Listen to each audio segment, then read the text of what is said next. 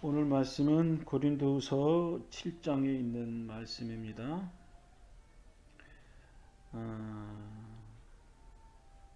오늘 말씀은 디도라고 하는 한 인물과 그 다음에 사도 바울과 그리고 이 편지를 받고 있는 고린도 교인들과의 이 세 가지의 문제가 사실은 8장까지 이렇게 연결되어져 있는 내용입니다.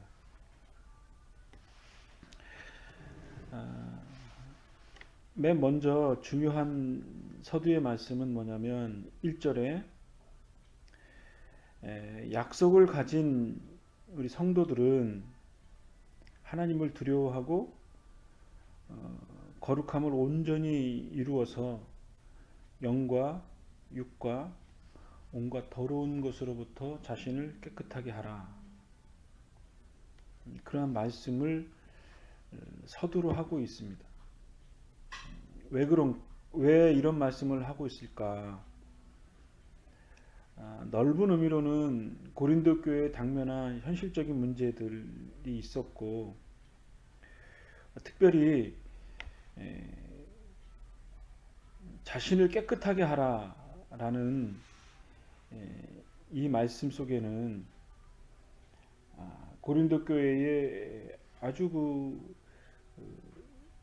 있어서는 안 될 만한 아주 해악한 일이 있었는데 그것은 음행에 관한 문제였습니다. 고린도 전서 5장에 보면 5장 1절에 이렇게 기록되어져 있습니다. 너희 중에 심지어 음행이 있다 함을 들으니 이런 음행은 이방인 중에라도 없는 것이라 누가 그 아버지의 아내를 취하였다 하는도다. 그리하고도 너희가 오히려 교만하여져서 어찌하여 통한이 여기지 아니하고 그 일 행한 자를 너희 중에서 쫓아내지 아니하였느냐. 이 말씀을 근거로 고린도 교회의 교인들을 책망하고 있는 거죠. 그러니까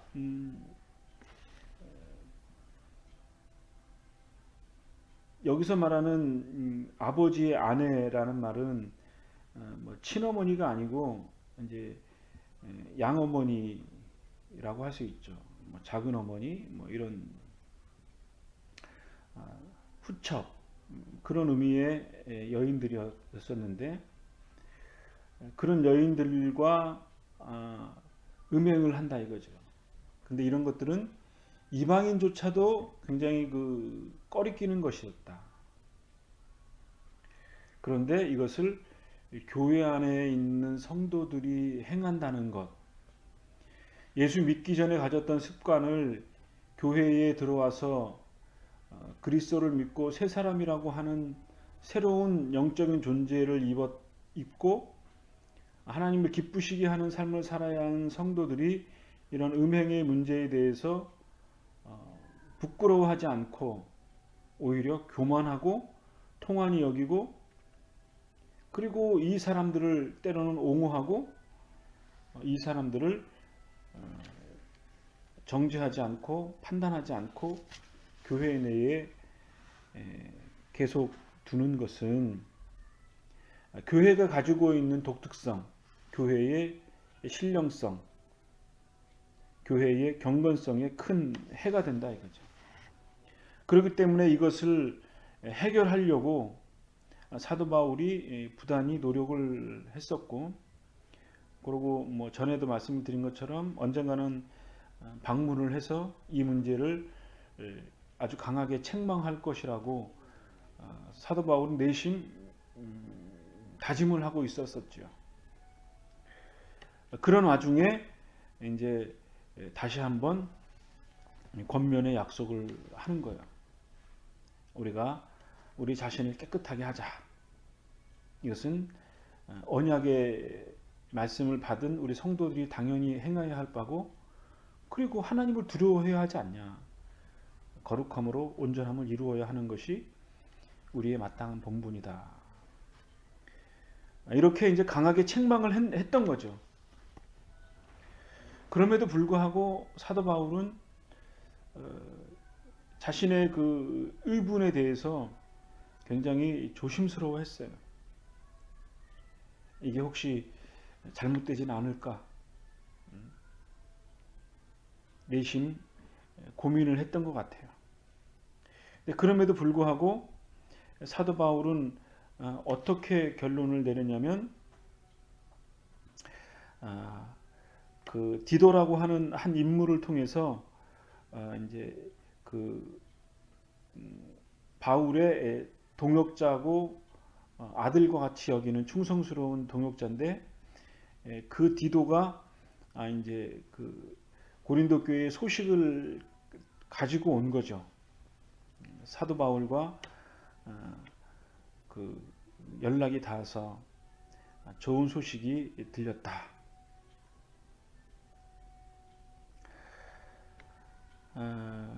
그러면서 하는 말이, 내가 책망을 하고 너희들을 훈계를 했지만, 내가 약간의 지나친 감이 있을지 모르지만 결과적으로 나는 너희들을 책망한 것에 대해서 후회하지 않고, 결과적으로 너희들이 가지고 있는 그 문제를 가지고 때로는 갈등과 고민이 있었지만, 그런 것들을 통해서 너희들이 하나님의 뜻을 깨닫고 그리고 근심하고 회개함으로 하나님과의 사랑을 다시 한번 회복하게 되었다라는 것에 대해서 9절에 이렇게 말씀합니다. 내가 지금 기뻐함은 너희로 근심하게 한 까닭이 아니요 도리어 너희가 근심함으로 회개함에 이른 까닭이라. 너희가 하나님의 뜻대로 근심하게 된 것은 우리에게 아무 해도 받지 않게 하려 함이라. 그러면서 10절 하반절에는 구원에 이르게 하는 회개를 이루는 것이요 세상 근심은 사망을 이루는 것이라. 성도의 삶의 문제에 있어서 하나님의 뜻에 거르치는 일이, 꺼리끼는 일이 있고, 하나님 앞에 정직한 삶을 살아가지 못하는 삶이 있다면, 이것이 근심이 되어서 회개에 이르게 되어야 한다. 회개에 이르는 그 참 회개를 이루지 못하는 것은 곧 사망을 이루게 된다. 이야기를 하고 있습니다.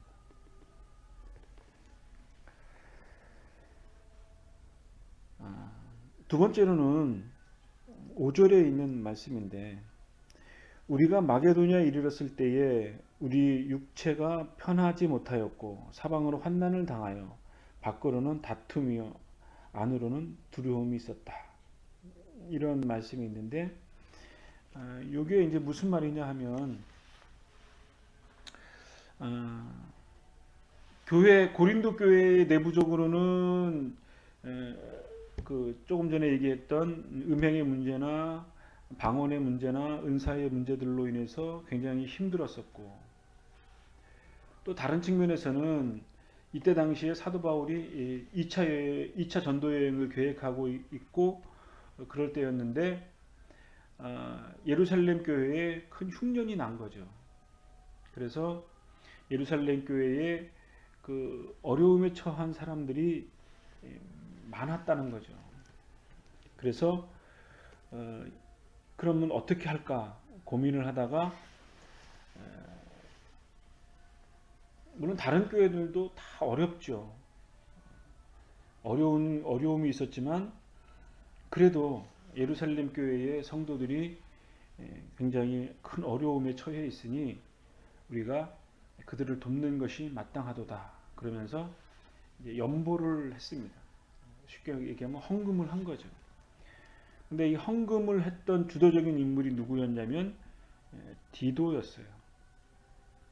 그래서 이 디도가 이 문제를 수습하려고 이제 헌금을 가지고 그다음에 이제 예루살렘을 향하여 가는 그 계획 중에 이제 사도 바울을 만나면서 고린도 교회 문제나 또 연보의 문제나 이런 여러 가지의 문제들, 교인들이 핍박받는 문제들, 이런 문제들을 가지고 이제 그 교제를 나누는 가운데에 결과적으로는 고린도 교회의 성도들이 회개하고 구원에 이르는 새로운 삶을 살았다고 하니 참으로 좋다. 그리고 예루살렘 교회가 힘든 가운데 있는데 그것을 연보를 했으니 연보를 하고 모금을 하고 있는 것도 정말로 기쁜 일이 아닐 수 없다. 그렇게 얘기하면서 서로가 기뻐하는 거죠.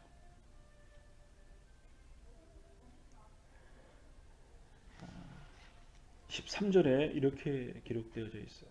이로 말미암아 우리가 위로를 받았고 우리가 받은 위로 위에 디도의 기쁨으로 우리가 더욱 많이 기뻐함은 그의 마음이 너희 무리로 말미암아 안심함을 얻었습니다. 굉장히 내부적으로 외부적으로 그다음에 로마 황제의 국가적으로 대단히 어려운 환경 속에 있었지만은 그런 어려움 가운데에서 서로 협력하고 서로 위로를 주고받고 그래서 그것이 기쁨이 되고 서로 간에 한 성도의 지체로서의 삶을 살아가는 그 의미, 그리스도 안에서 성숙되어져 가는 그 모습을 보면서 사람들이 서로 위로를 받았다는 거죠. 15절에는 이런 말씀이 있어요. 그가 너희 모든 사람들이 두려워 떨므로 자기를 영접하여 순종한 것을 생각하고 너희를 향하여 그의 심정이 더욱 깊었으니 내가 범사에 너희를 신뢰하게 된 것을 기뻐하노라. 그러니까 사도 바울도 책망하면서 고민을 하고 그들이 그리스도 안에 그리스도의 뜻을 발견하고 그들이 구원에 이르는 회개를 하고 새로운 거룩한 삶을 살아가기를 소망하는 그 간절함이 성도들에게 전달이 됐겠죠. 두렵고 떨므로 자기를 복종시키고 순종하는 것. 어떻게 보면 고린도전서 5장 1절에 있는 말씀처럼 대적을 할 수도 있고 그것이 극렬할 수도 있는데 사도 바울의 가르침과 교훈에 그리고 디도의 그 헌신적인 삶의 모습에 그 뜻이 하나님의 뜻이구나. 그리스도를 따르는 참 제자의 삶이구나라는 것을 두렵고 떨림으로 알고 회개하고 그리고 서로 자기의 잘못을 위로하고 기뻐했다는 것.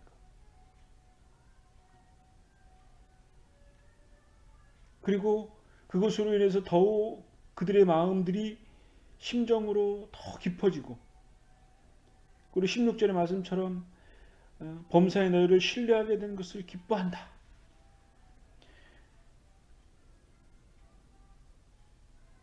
이러한 모습을 아주 감동적으로 발견할 수 있는 거죠. 어려운 문제가 있을 때 그것을 해결하는 그 과정 속에 하나님의 인도하심과 성도들 간의 신뢰와 위로와 기쁨이 있다는 것. 그게 굉장히 중요한 거죠. 문제가 있으면 그 문제에 있어서 아주 풍지박산이 날 수도 있는 상황이지만 그러한 것들을 극복하는 것이 우리 인생을 살아가는 삶의 지혜인 거죠.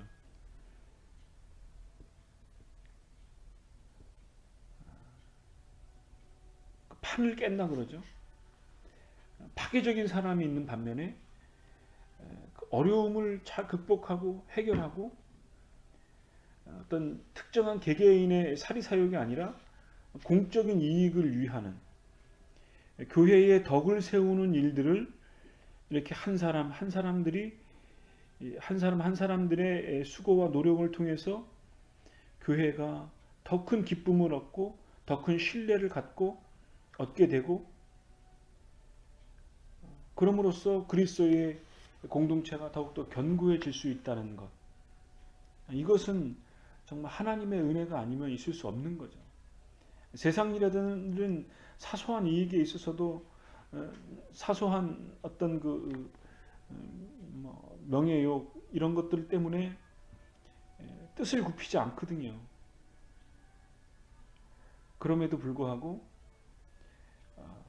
교회 안에서는 그렇게 되어지지 않고 자기 자신의 부끄러운 것들을 내어놓고 그것을 고치는, 그리고 그 문제들에 대해서 교인들이 극렬하게 비난하거나 그런 것이 아니고 그들의 잘못을 인정해주고 그들이 회개하면 더 큰 기쁨으로 그들을 감싸주는 것. 그게 대단히 중요한 거라고 할 수 있죠. 내일은 대신 총회가 있는데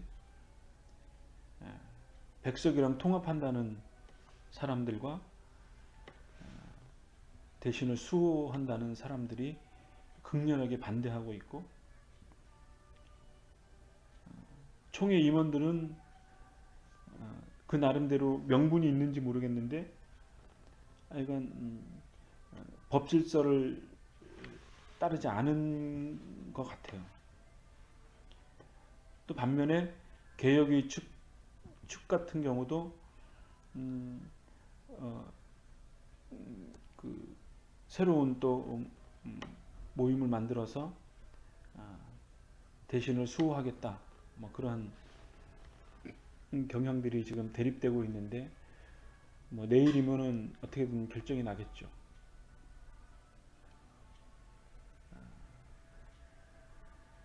고린도서 오늘의 말씀을 보면 과연 그것들이 잘 해결될 수 있을까? 정말 서로 양보하고 그들이 서로 위로하고 기쁨을 얻을 수 있을까? 그 뜻에 순종한다면 참된 제자요, 참된 교회의 모습이라고 할 수 있겠죠. 그러나 서로 욕하고 서로 미워하고 증오하고 그렇게 된다면 그것은 매우 슬픈 일이 아닐 수가 없는 거죠. 내 개인의 문제에 있어서도, 가정의 문제에 있어서도, 교회의 문제에 있어서도, 더 나아가서 이 세상의 문제에 있어서도 그 문제를 어떻게 해결할 수 있을까? 우리 예수를 믿는 사람들은 원칙이 명확하죠. 하나님의 말씀과 십계명과 그리고 그리스도께서 보여주신 그 행동의 모습이 있으니 그 가르침대로 살아야 하는 것이 성도들의 당연한 삶이죠. 그런데 우리의 삶의 현실은 그렇지 못하다는 것이 또 다른 실제적인 우리의 삶의 모습이죠.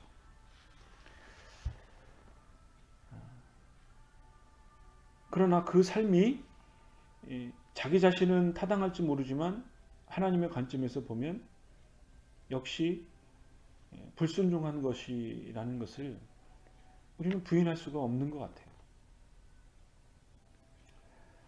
어쨌든 우리가 이 말씀의 교훈을 받고 우리의 자신을 깨끗하게 하는, 그리고 서로 위로하고 기쁨을 얻을 수 있는 그러한 공동체, 그런 믿음의 삶이 우리의 삶 가운데 있게 되어지기를 간절히 바랍니다. 기도합시다.